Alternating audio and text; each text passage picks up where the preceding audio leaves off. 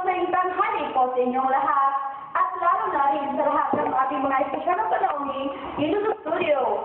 Dito lang yan sa talk show na pinakasikat at una sa Philippine TV. Dito lang yan sa TVS, TGS, eksplosibo at bagong expose na talagang gigising sa hapon nyo.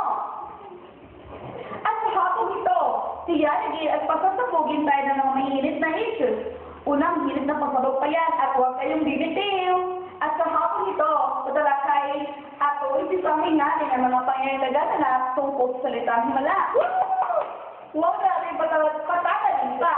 Tawagin na lang sila nila. Ito na nga episode panauhin dito sa studio na papahagi sa atin ng kanilang mga experience sa buhay.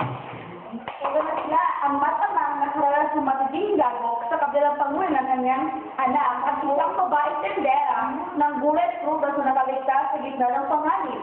Ang tinitingan naman ng mga pag-uusap at alamin natin sa hapong ito. Tawagin na natin sila, sina Ma'am, sina Alinera at Ernesto. Welcome po sa ABCGS at inyo. Welcome po kayo.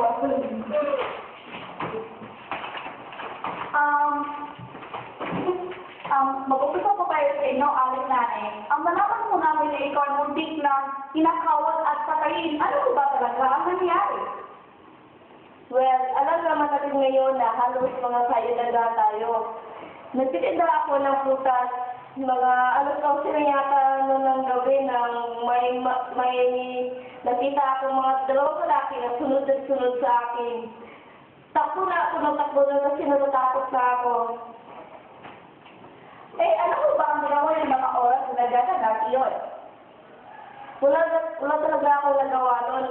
Napatulalan naman ako sa mga mukhang parang sinisikatan ng mga araw. Wala na akong natutulang na kandila. Hindi baka kayo at hindi rin makaupo. Grabe naman mo talaga ang pinagdadaanan yung Aling Nane. Halos nakapigil hininga ang kama. Ang balikan natin, Aling Nane, sa mga ganapang naranasan niyo noon ay naulit mo ba sa ngayon? Salamat sa Diyos at hindi na nga naulit.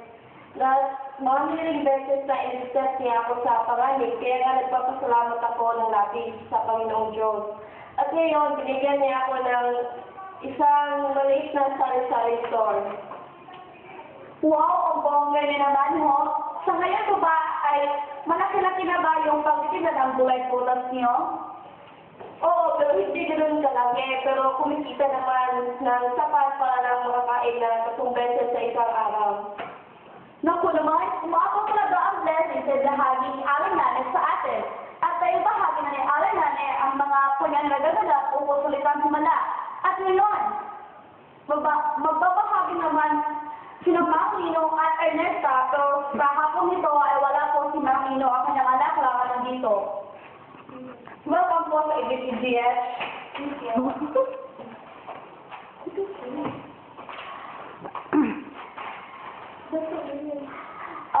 Sa'yo, Ernesta, bilang isang anak, anong pakiramdam mo na wala yung tatay mo sa bilang ng mga paghihirap mo sa buhay? Isa inatlis ko ang aking nadarama. Wala akong ibang ginawa kundi umiyak ng umiyak. Dahil hindi ko alam kung anong pwede magawa pa hindi ko magkawalay ng aking sama. Nyara, awas. Nung wala ko isang inyong mama. Ikaw, ano yun? Hindi niya ako pinabayaan sa sandali mo lang natin. Yan naman pala. At hindi ko po kayo bibiguin. Inasa mo ngayon si Miss Sanchez? Nasa Manila po siya. Kung pino ng pagkakataon, ano kung may sabi niyo kay Miss Sanchez na baka nanonood ng TV ngayon? Saan ako Miss Miss Sanchez, salamat po sa pag-alaga mo sa akin. Hindi niyo po ako pinapabayaan sa sandaling wala pa sa itay. Thank you po sa inyong lahat, sa inyo. Base po sa na-experience yung matama, anong lesson na makukuha nyo noon na pwede rin pagbigay alam sa ating mga audience ngayon? Sa inyo kong Aling Nane. Balik ka na.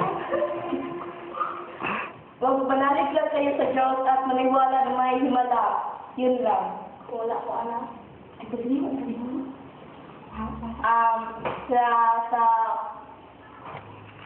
Nandyan pa yung mama ng sana mahalin niyo siya. Ayaw niyo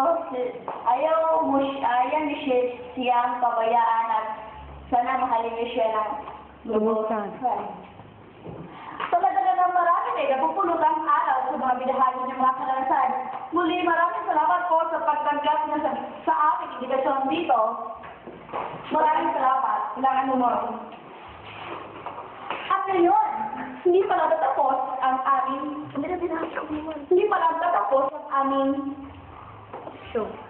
pagbabahagi ng mga issues sa show na ito. At ngayon, magdaglo tayo bisita na babahagi sa atin ng kanilang mga karanasan dumaan sa kanilang mga buhay. Kung natin patagalin pa, tawagin na natin si Isang Abugala, isang henyo ang Daliskitalo Abugala, si Atty. Annabelle Lee. Welcome po sa